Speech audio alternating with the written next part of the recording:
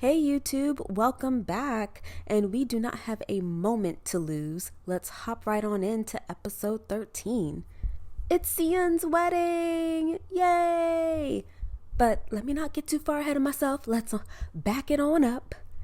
Phew! Yushin and Ami, that was a close call, but they leave just as Dongma and Papa So arrive to Pyung's place. Dongmi, she ends up staying to help Pyung get ready, and despite that sinister laugh at the end of last episode, she's on her best behavior. I feel like she's putting the flirtation on with Papa So who knows what she's cooking up in her mind there. And while they're backing out of the driveway, we know Ami, she's nosy. So, of course, she catches a peep of Dongma from the back and she's like, ooh, okay. And I'm like, girl, keep your eyes on your own plate. Okay, that Yushin over there, that's you. That's all you. Keep him right over there. Thanks. Papa So, he really seems to genuinely enjoy the breakfast that Pyung and Dongmi prepared. And then he and Dongma, they head out. And from there, it just feels super rushed. Pyung just pops up at Yushin's house, but then they decide to leave because they don't want to leave Dongmi alone with Jia, so they're driving in separate cars. They end up back at Pyung's place. I don't know. We're just bouncing back and forth between them in the car and also Dongmi at the apartment doing some kind of dance. I don't know if she's trying to ward off Dr. Shin's spirit some more, and she's also singing praise songs and also throwing shade at her own granddaughter, saying that Jia is trying to use her looks to trap a man. Dongmi, that's you. That is all you. Jia is just washing her hair. And pretty much for the rest of the episode, they're questioning Dongmi's mental state. Yushin makes sure she gets a checkup. She's incredibly annoyed and irritated when she finds out they don't think that she's mentally stable. She gives a random call to Hyang-ran while she's in the hospital. I'm like, is this necessary? Are they both going to end up together? I mean, they both smell of desperation, so I feel like they're meant to be. Let's cut to Sahyun's parents. They are, again, suspicious that Hae-ryung is actually possessed by Sungwon, and they invite a shaman over to confirm just that. And after the shaman confirms that Hae-ryung is indeed possessed, the parents now have a dilemma. They have to contemplate what to do. I mean, it's not right that Hae-ryung is possessed, but they get along with her better as Sungwon, and Sahyun seems to be happy. So they're like, do we or do we not let bygones be bygones? We see Siyeon starts moving into House So, and somebody call a doctor because this head housekeeper needs her attitude fixed fast. Because Siyeon is doing a good job. I mean, she's bringing in some really great furniture. I mean, Hyung-gi is the salesperson, so we know it's good. But this housekeeper doesn't like her for whatever reason. She needs to watch herself. And then we cut to the reject support group. We see Hae-ran and Yushin meeting up again, trauma bonding. And basically they're talking mess about their two ex-wives. And Hae-ran has the audacity to say that he thought Siyeon was done as a woman.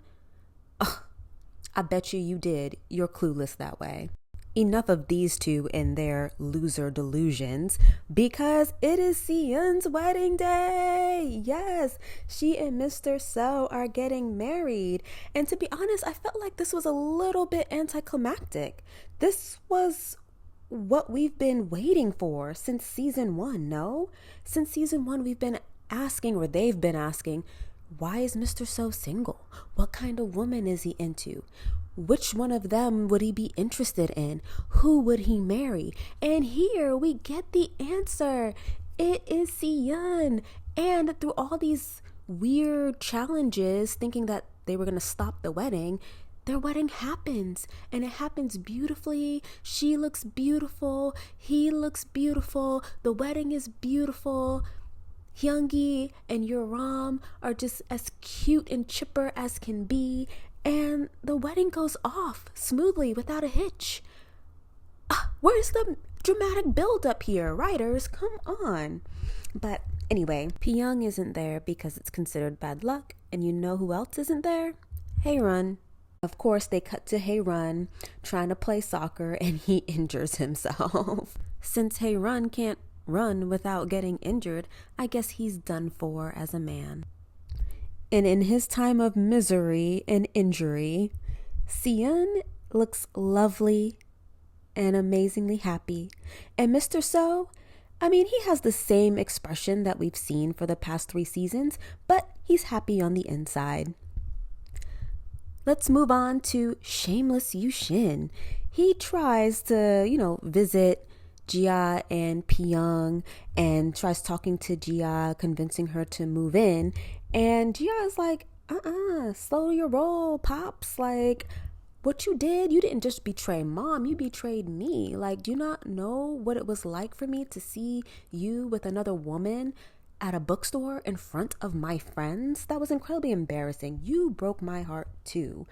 And I can only imagine how hard it must be for Pyong as a mom to watch her young child in so much pain and disappointment. And Yoo-shin, he's crying. He's acting like they're hurting his feelings or like they are assaulting him. And he's all like, I can't live without you, Jia. And Pyong is like, you'll manage. I replayed that discussion right there like 10 times. And while Yoo-shin is just pouring his heart out to his daughter and Jia is checking the hell out of her dad, all I can think of is, yo, Pyong, where'd you get this dress? I mean, can we have a moment for this green number that Pyong is wearing? Can somebody drop a link to this outfit? Because I want this. Is this like a set? Anywho, before we move on from this scene, I do have to call Jia out on something. Really? You naturally grew fond of Dong-ma? Because I haven't. He was such a creeper. But I guess, girl. Papa So, he invites Hyung-gi and Yuram over while Seon and Mr. So go on their honeymoon. I thought that this was a very weird scene with farting, but I guess it's just to show that they're close now, just like family, that they talk about farting in front of each other. And we see Seon and Mr. So on their honeymoon, and they're picking wax out of each other's ears. How romantic.